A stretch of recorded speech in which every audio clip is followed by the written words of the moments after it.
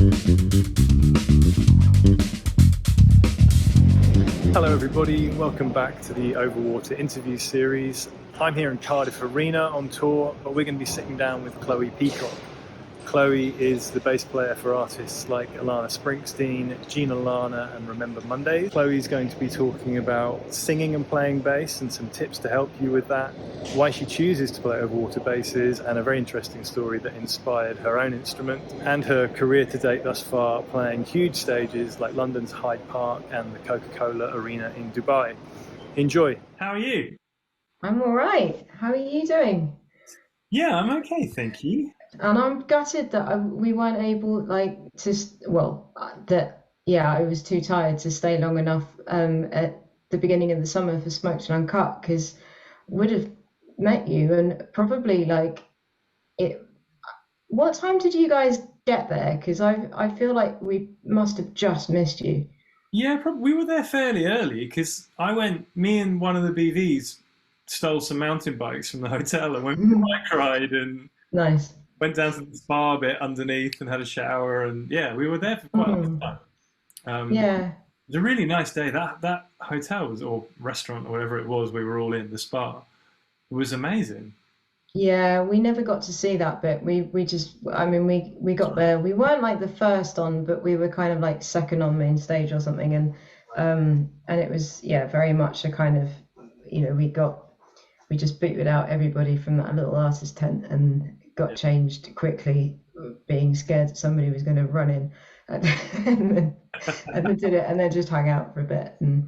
But yeah, I was like, me and Frankie, the lead guitarist, and Hannah actually, we all play a lot for quite a few different artists, and we just done the Hyde Park gig with supporting Billy Joel the day before, which was just the most insane, intense experience. So all of us, by about 2 o'clock in the afternoon, we were just like, but yeah, it was it was a nice, really nice little festival. Really Yeah, it cool. was. It was lovely. I can remember. This sounds like a bit of a clang, but I've done Hyde Park twice now. But the first time we did it with Gabs, Yeah.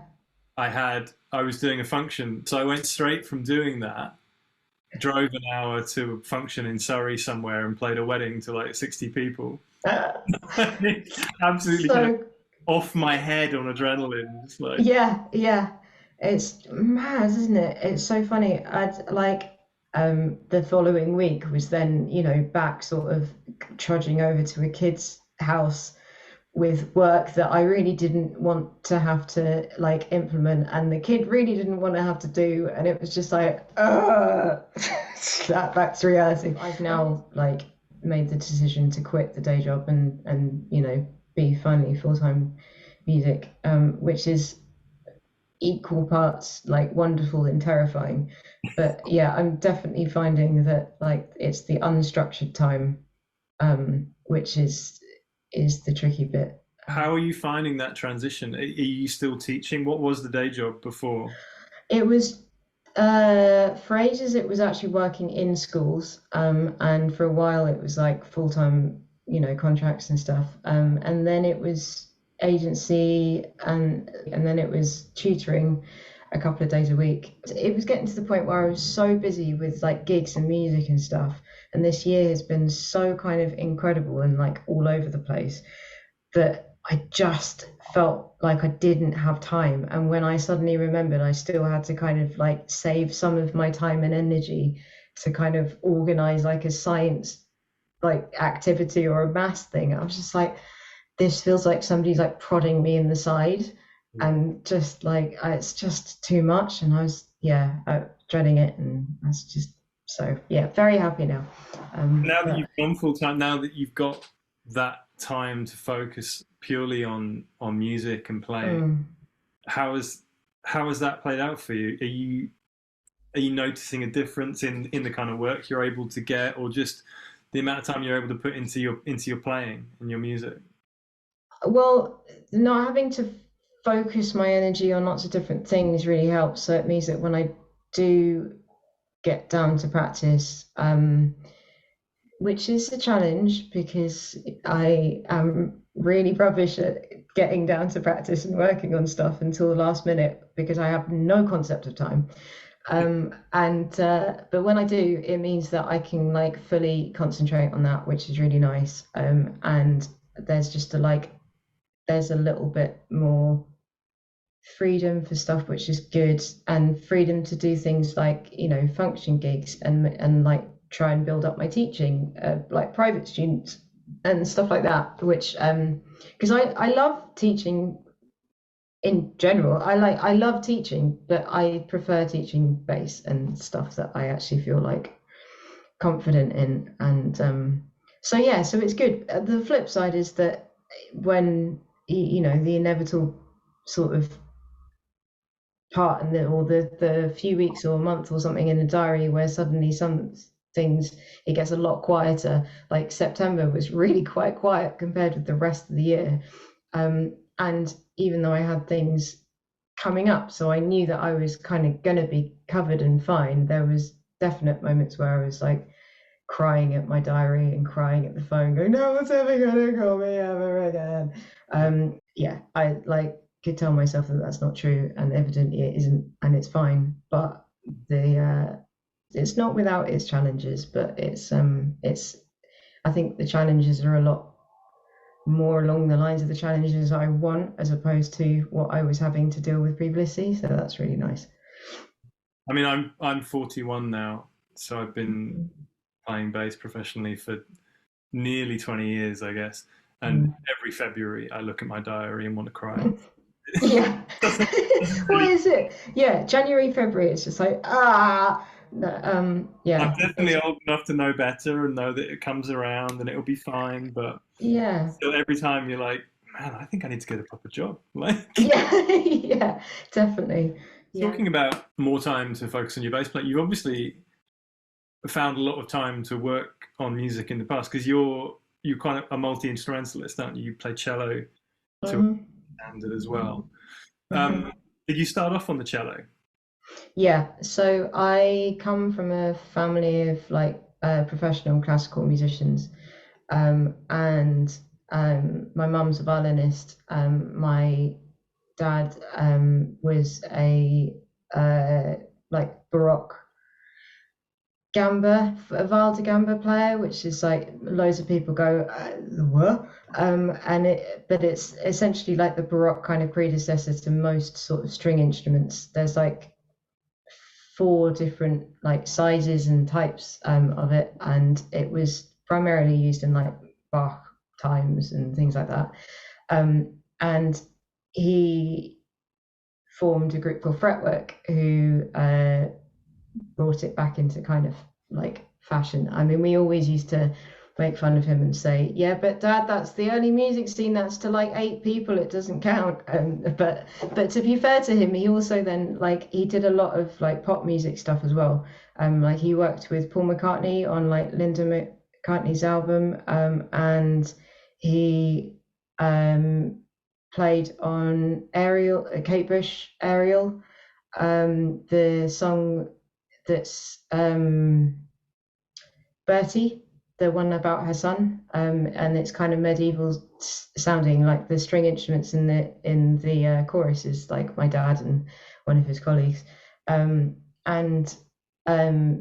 worked a lot with like Elvis Costello and stuff like that. So I was very much like just brought up around like everybody basically doing music, and that's just what you did. So I picked up the cello, or chose the cello, when I was about 6. I think I started, and was all set to be a cellist in an orchestra. That was what I was going to be.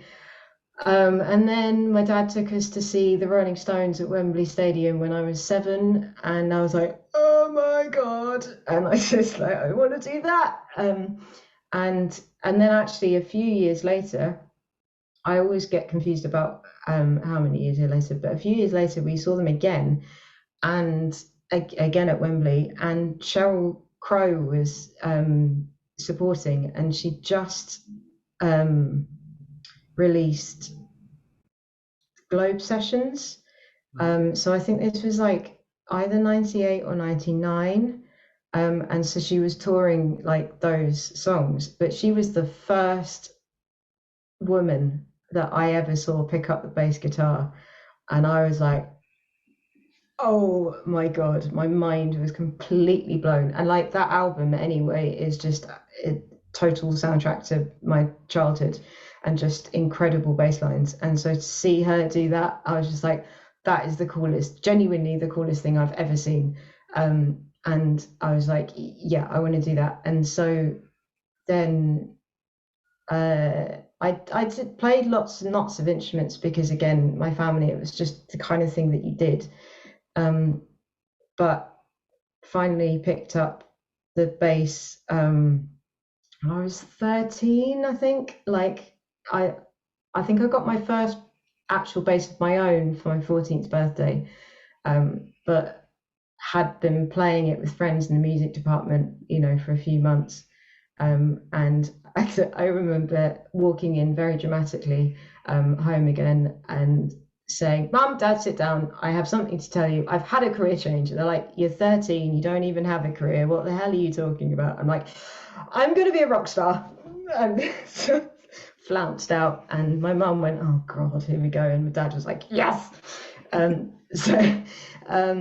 Yeah, so it's cello kind of kept going, and I kept on it until I think I stopped having lessons when I was like 16, 17, but still did like youth orchestras and stuff like that. I remember because that was the classical side of stuff. I never learned any of the kind of like pop things on it. I remember saying to my mum I was getting a bit fed up with it, and I was just like, and wanted and played bass by that point. I was like, I just want to do bass guitar with big bands. And mum and dad saying that their advice would be to keep going until you get to a stage where if you then took a break, it would be a lot easier to kind of pick it back up again. And so I did that begrudgingly at the time, but actually now I look back and I'm really glad that I did, because I did have a break, and when it came back to it and I started using it for bands, then it was a lot easier to pick up. So yeah, but yeah, I have played in bands and used cello and stuff like that, and it's a nice thing to be able to say. Absolutely, you can offer, yeah. Do you play double bass as well? I can. I used to have one.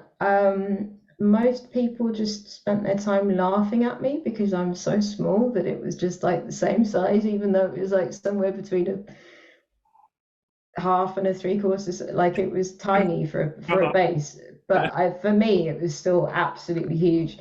And at the time we didn't really have a huge amount of like storage space, and it was more used to getting used as an alternative Christmas tree, and covering it in fairy lights than it was like doing all the gigs. So it just kind of felt maybe this isn't so I ended up selling it to a friend, Ellen O'Reilly, in fact. So she took it on. But yeah, I mean, I suppose if I had a double bass or borrowed one, then I would know what to do. But it's just the storage thing. You'd have the it seems like you'd have the perfect skill set for a lot of musical theatre stuff. Obviously, you'd be very comfortable with any Arco bits, and your reading is well. It's always the challenge, I think, for a lot of people when they get into those things in town, is they're all right playing the upright and they're all right playing the electric bits, but the minute it says Arco on the page, they're terrified. Maybe scratching away at the big old bass for a while, but yeah, it's definitely a skill. Yeah, no, the Arco definitely it doesn't scare me, but the perfectionism scares me. The level of perfectionism that you have to be for musical theatre, that's the thing that kind of like slightly makes me nervous because yeah, it's I uh I got diagnosed with ADHD last year, and so it kind of means that I've spent a lot of my life at least um, sort of not really being able to be as sort of I'm a very good player, and I absolutely like know what I'm doing, and I can do the kind of band thing, but for the level of the kind of like preciseness sometimes with the musical theatre, like my brain will actively forget things when put under serious amounts of pressure.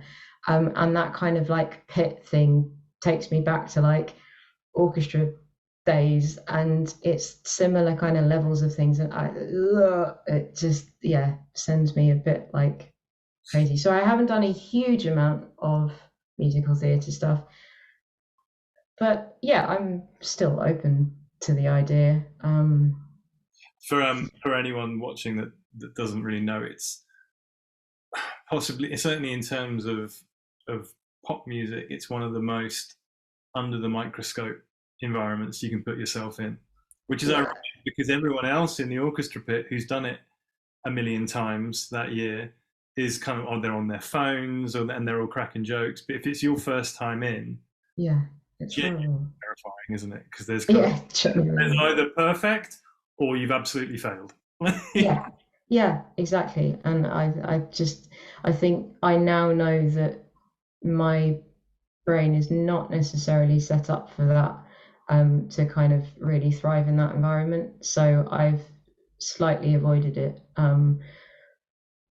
which is a shame in some ways, but I think also like learning to kind of know where your strengths are, I think is not a bad thing. And actually, like as I'm, you know, learning and getting older and stuff, and like now the amount of time that I've been in the industry, it's like actually there's nothing wrong with being able to be like, no, I feel really comfortable and really confident and happy in this particular thing, and like, or being versatile within these kind of boundaries, and actually that's fine and that's great. And then I get to do a really good job and I get to be really proud of what I do, as opposed to being terrified and potentially not going to the my actual potential.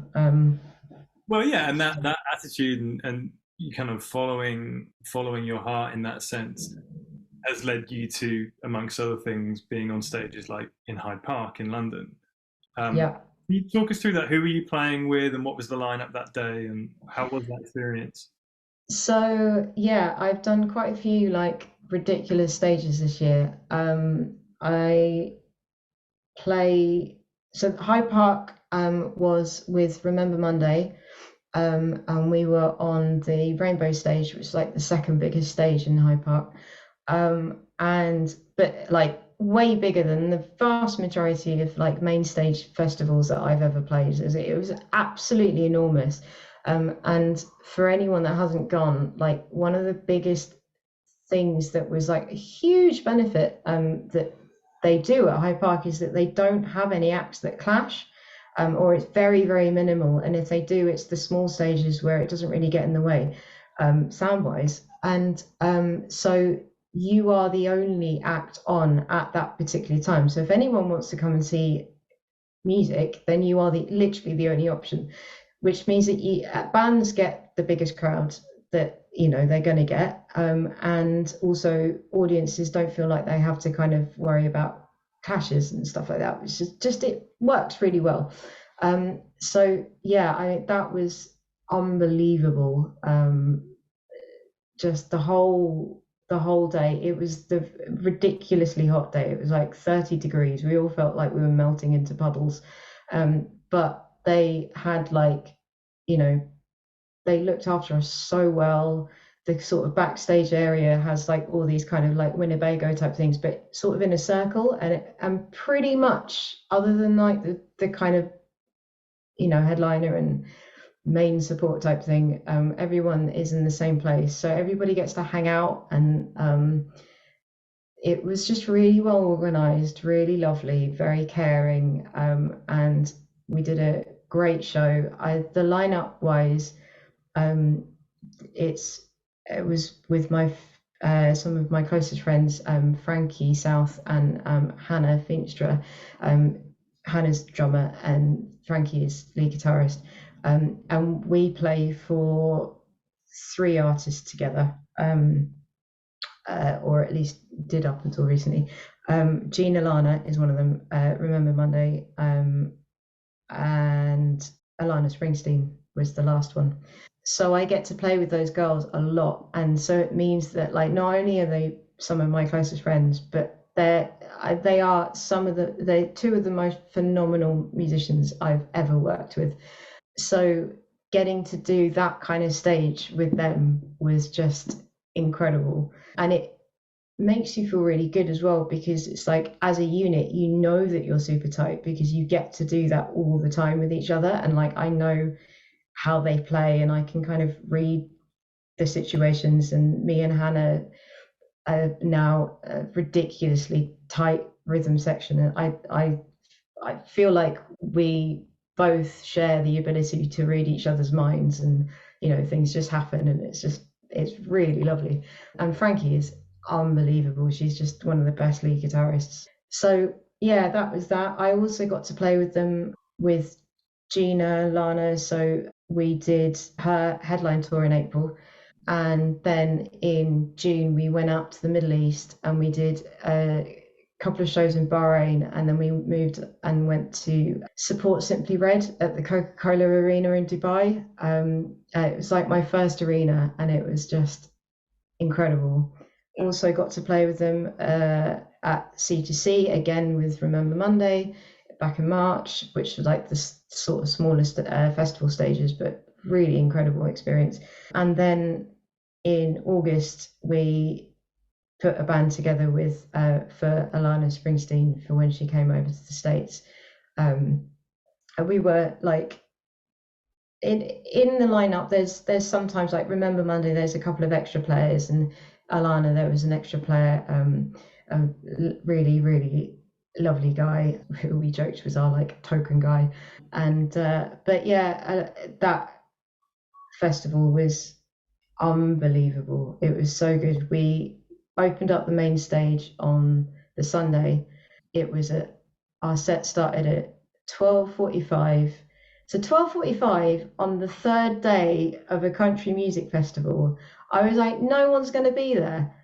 Everyone's going to be either in their tents asleep because it's the third day of a festival, they're too tired, or they're going to be like hungover and they don't want to have like loud music first thing in the morning. But it was just a sea of people, and we played such a great set. We were stopped continuously for the rest of the day by people that were just like, oh my god, you were Alana's band, it was incredible, like unbelievable. Quite a lot of people thought that we were actually her band from America, which was quite a nice compliment because we'd actually only like met her and had a rehearsal with her the day before. So again, it was like the benefit of having that kind of like band unit. It's just like we did our thing, and we knew that we could do that, and then she came in and just fitted really nicely on top and sang her songs, and which I'm a huge Alana fan anyway, so that was just such a big thrill to be like halfway through the set, sort of look up and go, oh my god, I'm on stage with Alana Springsteen. This is mad. But yeah, so yeah, this year has been incredible and bonkers. It's a massive thing for me, Frankie and Hannah, to be able to like play for an artist like that from Nashville. And the idea and the plan is that other artists in a similar position, where they're kind of big in the States, like building their following up over here, but can't afford to bring the band over that they usually have. like we're aiming at being that band so that like, you know, CMA artists can basically come over and just use us. So yeah. With that, does that mean you're all doing BVs as well on those kinds of things? Yeah, we do. Yeah, I sing the ridiculously high ones, which is really, I've suddenly realized is very off-putting for when you're like pitch-wise, when you're playing the lowest note in the band and then you're singing the highest one. It's really weird, but I'm getting used to it now. It's okay. But yeah, I sing the high ones. Frankie sings like middle, and then when we're joined, you know, by other people as well, like to kind of fill out the lineup, then it's usually a guy, so he usually does like the lower parts as well. But it just gives a really, really lovely like flexibility to the whole thing. Do you have any advice for people who are looking to get into more being able to play and sing at the same time? Is it something you've consciously, when you're, you know, when you're learning a new set for an artist, obviously you've got to learn the bass lines. How do you go about then picking out which harmony you're going to do and making sure you can do that whilst playing the bass line at the same time? Yeah, it's a really interesting question actually, because for me personally, because I've been so used to being a multi-instrumentalist, singing is something that I've always kind of just done. But it is very different on bass guitar because your voice is usually doing, rhythmically speaking, the complete opposite of what your fingers are doing. And there's so many times where you start like trying to sing and then your fingers start trying to play in the same rhythm that your voice is doing, and it's just like so yeah, it does take conscious effort and practice. I generally work at it that I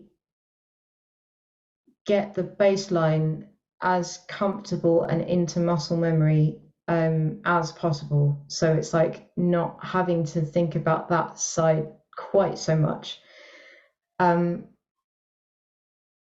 And sort of like getting both parts like separately. So just like learning the harmonies, like, you know, putting the songs on in the car and like singing along to them and sort of finding which one that you're comfortable with, and you know, just practicing that so that that becomes muscle memory. Practicing the bass line, and then when you're putting them together, like just taking it slower, I think is essentially the only thing that I can really like advise, is just take it slow, break it down, and then just be kind of conscious of, you know, where things sit. And then it's, I don't know, it's almost like it's like a jigsaw puzzle where you've got like one section of a jigsaw puzzle and then you've got another one over here, and then you sort of just like trying to kind of see if it fits, if anything needs to be swapped, changed. But yeah, it's very difficult to be able to kind of make it work by just going, oh, it's just fine, and just like slamming it on. It just doesn't work like that. It's, you know, you got to take it slow and you got to look at it and realize what the different components are. This is good advice. To this day, if someone calls higher and higher on a function, I will fall over if I try and do both things. Yeah, that one is particularly difficult. Yeah, I would do the same. I'd be like, no. And there are some that, I think that's the other thing, is that actually there are some songs that I'm like, actually I don't think I can on this one, because you know, this bass line is too complicated for me to be able to sing. I mean, like, to be fair, now because I'm now more in the kind of country Americana scene, it's fairly rare that that's the case. yeah. Generally speaking, it's a bit easier, even if it means that at first I don't necessarily do it. But then when I get more used to it, then I can. But yeah, if it's like not country or anything like that, or it's a function or something, there are some lines that are just like, they're insanely hard, and singing over the top is, it will take too much effort, and for it to be kind of worth it, given the majority of the time that you are given for most gigs. Having said that, I did manage and learn how to play and sing Never Too Much at the same time for a performance at, I think it was the 2014 London-based show. Okay. On one of the trade stands.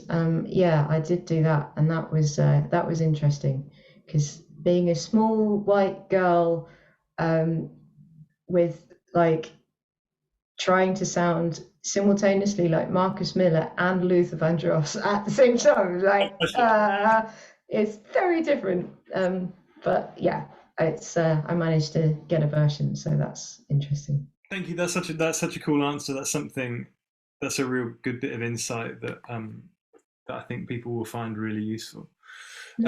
Finally, then, why Overwater? How did you get involved with Overwater? How did you hear about them, and what was the process like for creating the bass we can see behind you? So I met Chris and Kirsty at Manchester Bass Day. I don't think it was, or maybe it was a bass show. But I went up to help Nick Wells launch at the time his magazine, iBass magazine, and Chris and Kirsty came over because they knew Nick, and I was showing them through the magazine. It got to my page, and Chris was like, "Oh, it's you," and I was like, "Yeah." It was a surprise. So we, got chatting and stuff, and I'd also been featured in Bass Guitar magazine and stuff like that, and I was telling him about what I was doing, and he was like, "That's really interesting," and we exchanged details.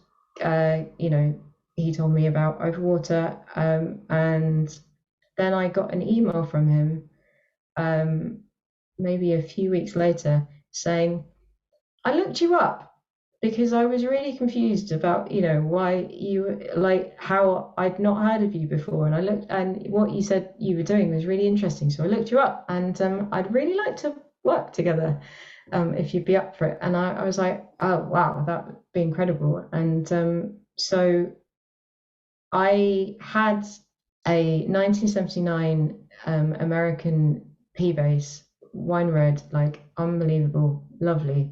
What I didn't have was a good jazz bass, and I was like, "I would like you to make me just a 4-string jazz bass. Wouldn't mind it being kind of like smaller scale wise, being so dinky." And so that's when we came up with the 33-inch, and I